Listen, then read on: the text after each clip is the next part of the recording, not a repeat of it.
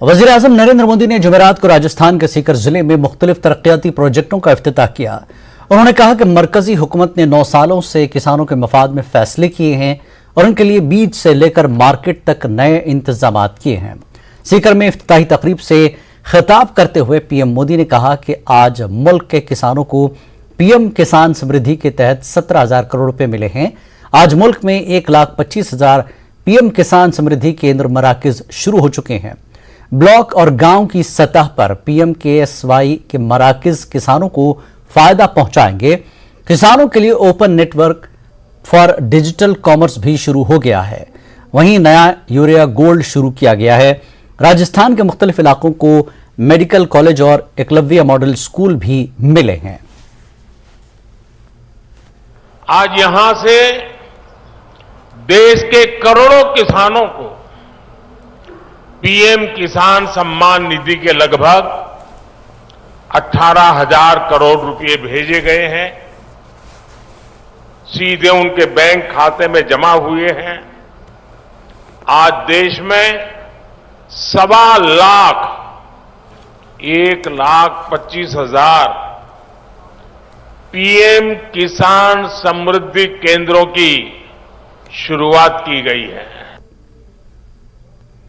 वज़ीर-ए-आज़म नरेंद्र मोदी के प्रोग्राम से सीएम गहलोत के पहले से तयशुदा तकरीर को हटाने पर बयानबाजी तेज हो गई है। वज़ीर आला गहलोत ने कहा कि इस रियासत के वज़ीर आला के पहले से तयशुदा तकरीर को आखिरी वक्त में सरकारी प्रोग्राम से हटाने का मतलब वफाकी ढांचे को कमजोर करने की कोशिश है। गहलोत की अदम शिरकत के बाद पीएम मोदी को कांग्रेस पर वार करने का अच्छा मौका मिला। पीएम ने लाल डायरी की बात की तो सीएम गहलोत ने लाल झंडे की बात की। कैसी रही नोकझोंक, आप भी देखिए।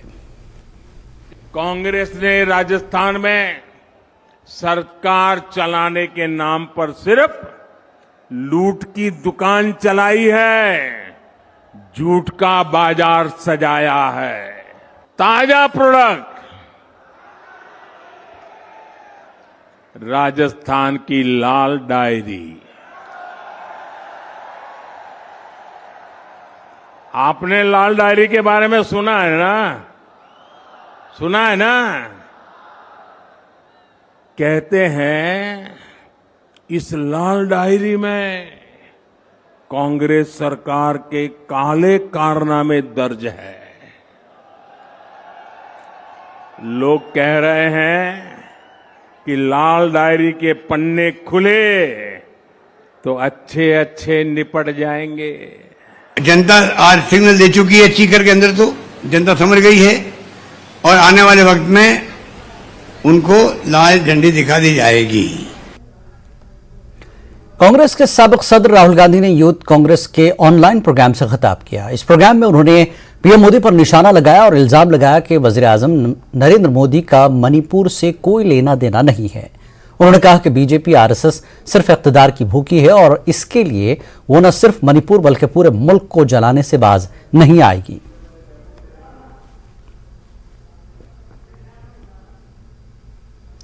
अपोजिशन ने मणिपुर तशद्दुद को लेकर हुकूमत पर हमला तेज कर दिया है। पार्लियामेंट में गुज़श्ता एक हफ्ते से जारी हंगामा आराई के बाद अब अपोजिशन जमातों ने नई हिकमत अमली तैयार की है। अपोजिशन इत्तेहाद इंडिया के अरकान पार्लियामेंट का एक वफ्द अब मणिपुर का दौरा करेगा। बताया गया कि 29 और 30 जुलाई को यह वफ्द तशद्दुद से मुतासरा मणिपुर का दौरा करेगा। लोकसभा में कांग्रेस के व्हिप मानिकम टैगोर ने कहा कि अपोजिशन जमातों के 20 से ज्यादा मेंबरान पार्लियामेंट का एक वफ्द इस हफ्ते के आखिर में मणिपुर का दौरा करेगा ताकि सूरत हाल का जायजा लिया जा सके। कांग्रेस के साबिक सदर राहुल गांधी ने हाल ही में मणिपुर का दौरा किया था। Discussion in the parliament on a very sensitive issue which is going for nearly 3 months in Manipur state. The picture that is being given to the people is that government's version that they are prepared for a discussion and whereas we are shining out of it. No, it is not so. We are basically for the debate, but the debate should be very serious and the Prime Minister should be there with a statement because he is the top leader of the government. When such an incident has happened in the country, the executive is accountable to the legislature, and in that nature, the Prime Minister, respecting the Parliament, should come and make a statement. And we will be, of course, make our views, and he will reply, and there ends the matter.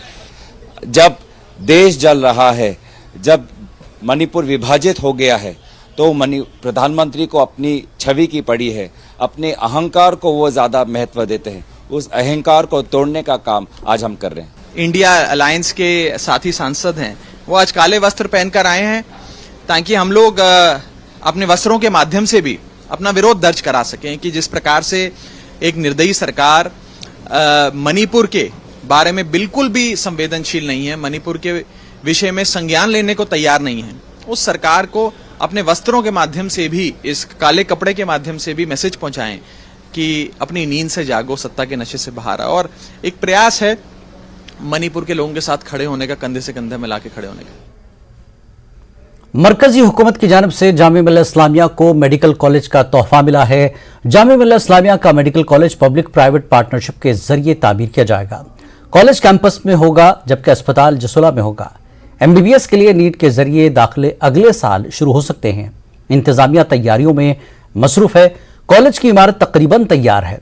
Jamia मिल्लत इस्लामिया की vice chancellor Najma Akhtar ने news 18 से खुसूसी गुफ्तगू करते हुए कहा कि वो अगले साल से दाखिले शुरू करने की कोशिश करेंगी। इसके लिए हाई राइज बिल्डिंग बनाई गई है।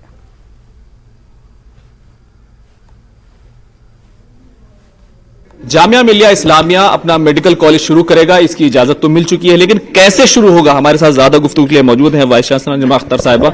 मैम, किस तरह की तैयारियां हैं? खुशी का मौका है, तमाम चीजें हो गई और सब लोगों को पता भी है, सबने खुशी का इजहार भी किया। आगे का प्रोसेस कैसे होने वाला है?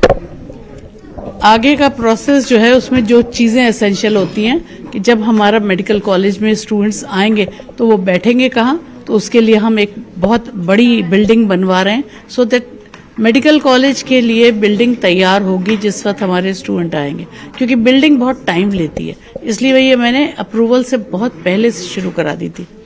दूसरी चीज है इसका फीजिबिलिटी रिपोर्ट और फाइनल रिपोर्ट, उसके लिए हमने एडसिल को अप्रोच किया है और वो लोग हमें बना के देंगे।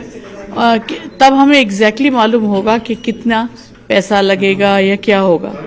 इसके अलावा हम उन लोगों को जो इसके अंदर PPP मोड से जुड़ना चाहेंगे उनको भी अप्रोच कर रहे हैं और वो लोग भी हमें अप्रोच कर रहे हैं। क्या सरकार की तरफ से फंडिंग को लेकर के कोई भरोसा नहीं मिला है या उसके लिए अप्रोच होगी?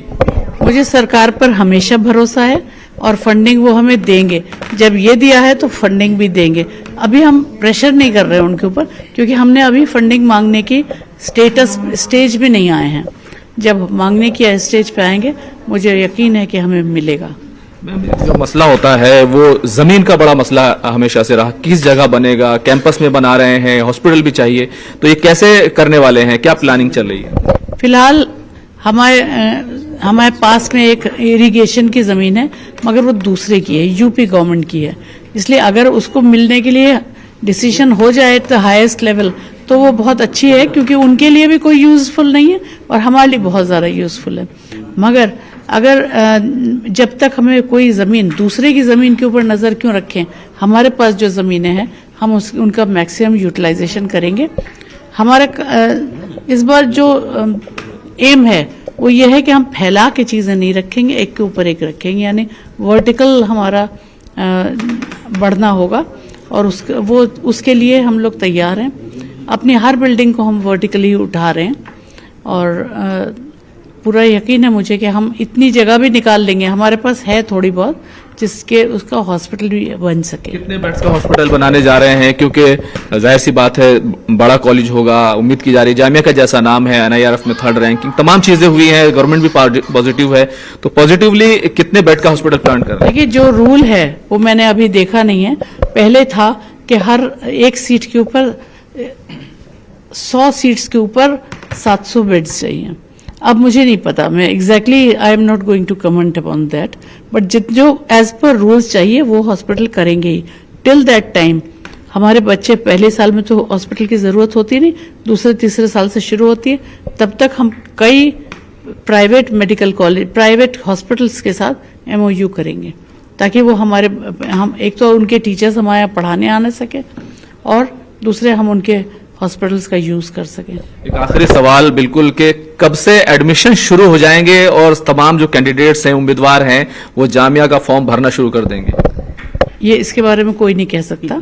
मेरी मेरी तमन्ना है, मेरे शौक है ये कि अगले साल से इसके एडमिशन शुरू हो जाएं। बट ये चीज़ें between the cup and the lip बहुत सारे स्लिप्स होते हैं, तो इसलिए ये सोचने से काम नहीं चलता। हाँ, हम जिस स्पीड से जा रहे हैं उस स्पीड से थोड़ी बहुत चीज़ें ही चाहिए, और जहाँ भी कोई भी कमी होगी या कुछ हल्के चलेगा तो हम अपनी गवर्नमेंट से मदद मांगेंगे उस पर, जो हमें मिलेगी। बहुत बहुत शुक्रिया। तो ये वो प्लान है जो जामिया मिलिया इस्लामिया का पीपीपी मॉडल पर हॉस्पिटल होने वाला है, और साथ ही साथ अगले साल से उम्मीद की जा रही है कि अगले साल से एडमिशन की शुरुआत हो जाएगी। कैमरामैन चंदन पटवाल के साथ खुर्रम शहजाद, न्यूज़ 18 दिल्ली। मरकजी वजारत अक़लियती उमूर की पढ़ो प्रदेश स्कीम को बंद कर दिया गया है। स्कीम को बंद करने का फैसला वजारत ने ओवरलैप और हद का हवाला देते हुए किया था। अक़लियती तलबा इस स्कीम के लिए अहल होंगे जो कबायली उमूर की वजारत के जरिए चलाई जाती है। अब तक 20,365 उम्मीदवार बैरून मुल्क तालीम हासिल करने के लिए सस्ते तालीमी कर्ज की फराहमी के लिए इस स्कीम से फायदा उठा चुके हैं। फिलहाल पढ़ो प्रदेश स्कीम को जारी रखने पर दोबारा गौर करने की कोई तजवीज़ नहीं है। ये जानकारी मरकजी वजारत अक़लियती उमूर वज़ीर स्मृति ईरानी ने लोकसभा में तहरीरी जवाब दिया।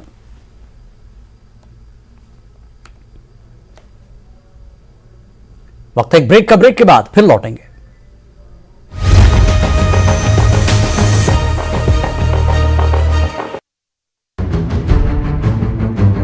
जैसलमेर की पोखरण थाना पुलिस ने 7 माह बाद लूट की वारदात का खुलासा किया। पुलिस ने लगातार सर्च अभियान चलाकर 6 आरोपियों को गिरफ्तार करने में सफलता हासिल कर ली है। उदयपुर के सबीना थाना पुलिस ने कार्रवाई करते हुए दिन के समय सोने मकानों में चोरी करने वाले शातिर चोर को गिरफ्तार किया है। पुलिस ने चोर के कब्जे से चोरी का 6 तोला सोना और 250 ग्राम चांदी के जेवर भी बरामद कर लिए। जालोर जिला पुलिस अधीक्षक के निर्देशन में जिले के पुलिस थानों द्वारा अलग अलग मामलों में वांछित अपराधियों को गिरफ्तार किया गया। पुलिस थाना सरवाना, जसवंतपुरा, बागरा, चितलवाना, झाब द्वारा वांछित आरोपियों के विरुद्ध कार्रवाई की गई। बांसवाड़ा में मुहर्रम पर्व के तहत ढोल नगाड़ों के साथ मेहंदी का जुलूस निकला, जिसमें बड़ी संख्या में सम्मिलित युवाओं और समुदायजनों ने इमाम हुसैन की शहादत की याद में मातम मनाया। चुरू के रतननगर थानांतर्गत गांव में पिता से बदला लेने के लिए उसकी 2 साल की मासूम बच्ची को अगवा कर दबंगों द्वारा हैवानियत करने का मामला सामने आया। इसके बाद गांव की महिलाओं के सब्र का बांध टूट गया। वो बच्ची को लेकर महिला थाने पहुंची और 3 नामजद आरोपियों के खिलाफ मुकदमा दर्ज कराया। राजसमंद जिले के देलवाड़ा थाना इलाके में स्थित अनंता अस्पताल के सामने निर्माणाधीन मकान में उस समय अफरा तफरी मच गई जब रात के समय मजदूर को अचानक तेंदुए का सामना करना पड़ा। इसके बाद वन विभाग की टीम को सूचना दी गई। सिरोही के गोयली ग्राम पंचायत में अनियमितताओं का आलम देखने को मिल रहा है। लगातार हो रही बारिश के कारण गांव के बेकवालवास क्षेत्रवास नगर में कई जगहों पर जल भराव और गंदगी का आलम देखने को मिल रहा है। अलवर के अकबरपुर थाने में थानाधिकारी ने मुस्लिम त्योहार मुहर्रम। देश प्रदेश में एक बार फिर आपका स्वागत है। मरकजी वजारत बराए वुमेन्स एंड चाइल्ड डेवलपमेंट के जरिए मुल्क के गुमशुदा बच्चों को लेकर पार्लियामेंट में पेश की गई रिपोर्ट पर मध्य प्रदेश में सियासी घमासान शुरू हो गया है। बच्चों की गुमशुदगी की रिपोर्ट मंजर आम पर आने और मध्य प्रदेश के नाम सरफहरिस्त होने पर एमपी कांग्रेस महिला इंचार्ज शोभा ओझा ने शिवराज सिंह हुकूमत को सख्त तनकीद का निशाना बनाते हुए कहा कि लाडली बहना की बात करने वाली हुकूमत में खवातीन और बच्चे महफूज नहीं है। पार्लियामेंट में पेश की गई रिपोर्ट के मुताबिक गुज़श्ता 5 सालों में मध्य प्रदेश से 61,102 बच्चे गायब हुए हैं, जिसमें 49,024 लड़कियां और 12,078 लड़के शामिल हैं। वहीं कांग्रेस के इल्जाम पर बीजेपी ने जवाबी हमला करते हुए कांग्रेस को अपने गिरबान में झांकने का मशवरा दिया। मध्य प्रदेश के मुख्यमंत्री सोते उठते पूरे दिन भर सालों से एक ही बात करते सुनाई देते हैं, लाडली लक्ष्मी, लाडली बहनें, प्यारी भांजियों, प्यारे भांजे, और उसका नतीजा ये है कि पिछले 18 साल में लगातार नंबर 1 पर हम रहे, महिला अत्याचार में, रेप में, गैंग रेप में। और मुख्यमंत्री जी बड़ी बड़ी बातें करते रहते हैं कि अब रेप में और गैंग रेप में एफआईआर ही नहीं होगी, तबाह कर दूंगा दुष्कर्मियों को, ये कर दूंगा, गाड़ दूंगा। पर असलियत ये है कि पूरी तरह से असंवेदनशील ये मुखिया और पूरी तरह से नौटंकीबाज प्रदेश का मुखिया लगातार बोलते रहते हैं, पर जमीनी हकीकत इससे बिल्कुल विपरीत है।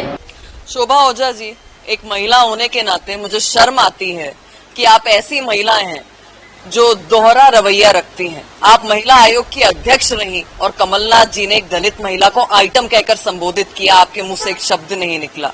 सज्जन सिंह वर्मा कहते रहे कि महिलाएं जो हैं वो बच्चा पैदा करने की मशीन है, पर आपके मुंह से एक शब्द नहीं निकला। जीतू पटवारी ने कह दिया कि महिलाएं 500-500 रुपए पोखली में रह के बिक जाती हैं, आपने महिलाओं के अधिकार की आवाज नहीं उठाई। महिलाएं जो अपनी समस्या लेकर आ रही थी, आप अपने एसी ड्राइंग रूम में बैठी रही, पर आयोग के दरवाजे तक नहीं पहुंची। मुझे शर्म आती है कि आप तब भी चुप रही, आपने प्रियंका गांधी को समझाइश नहीं दी कि वो एक शब्द बोल दें। जब करण मोरवाल पर प्रश्न पूछा जा रहा था और वो नारा दे रही थी, लड़की हूं, लड़ सकती हूं, वो महिला तो आप ही की पार्टी की थी ना, जिसके साथ शोषण हो रहा था, जिसका बलात्कार हो रहा था, जिसके साथ में घटनाएं घट रही थी, पर आपके मुंह से एक शब्द नहीं निकला। बीजेपी के कौमी जनरल सेक्रेटरी और जम्मू कश्मीर के इंचार्ज तरुण चुग ने नेशनल कॉन्फ्रेंस को आड़े हाथों लिया। नेशनल कॉन्फ्रेंस की तरफ से जम्मू कश्मीर तंजीम-ए-नौ तरमीमी बिल की मुखालफत पर तरुण चुग ने कहा कि यह इंतहाई बदकिस्मती की बात है कि अब्दुल्ला खानदान इस तरह गुमराह करने की कोशिश करता है। 370 खत्म हो चुका है, वापस नहीं आ रहा है। सुप्रीम कोर्ट में आर्टिकल 370 पर समाअत के हवाले से अदालत अपना काम करेगी। जम्मू कश्मीर को लेकर सरकार 2 बिल लेकर आई है। विशेष तौर पर जिस तरीके से रिऑर्गेनाइजेशन का बिल है कि उसमें अमेंडमेंट हो रहा है और कश्मीरी पंडितों के साथ साथ पाक कश्मीरी विस्थापितों को भी सीट्स दी जा रही है। हमारे साथ ज्यादा बातचीत के लिए हैं जम्मू कश्मीर के प्रभारी तरुण चुग जी। सर, एनसी इसका विरोध कर रहे हैं पार्लियामेंट में। वो कह रहे हैं कि जब 370 पर सुनवाई हो रही है तो ये बिल कैसे लाया जा सकता है? दुर्भाग्यपूर्ण है, उन्हें हर विषय पर इतराज करने का, भ्रम पैदा करने की आदत बन चुकी है। कश्मीरी पंडितों को विस्थापित हैं, उनको 2 सीटें देने का, उनके लिए रक्षित करने का, और पीओजे के तो हम लोगों के लिए एक सबसे आस्था की बात होनी चाहिए कि जिन लोगों ने भारत के साथ रहने के लिए अपना घर परिवार सब कुछ छोड़ा, जिन पर अत्याचार किया पाकिस्तान की सेना ने, लेकिन उन्होंने अपने अंदर से भारतीयता नहीं निकाली, उनको एक सीट देना कहां गलत है? क्यों एनसी विरोध कर रही है? को अब्दुल्ला विरोध कर रहे हैं?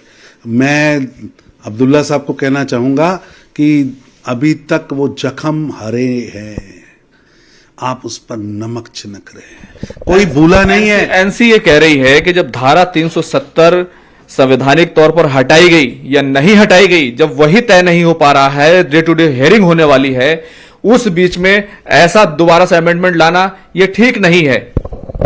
क्यों भ्रम पैदा कर रहे हैं? धारा 370 समाप्त हो चुकी है, 35 ए की जंजीरें टूट चुकी है।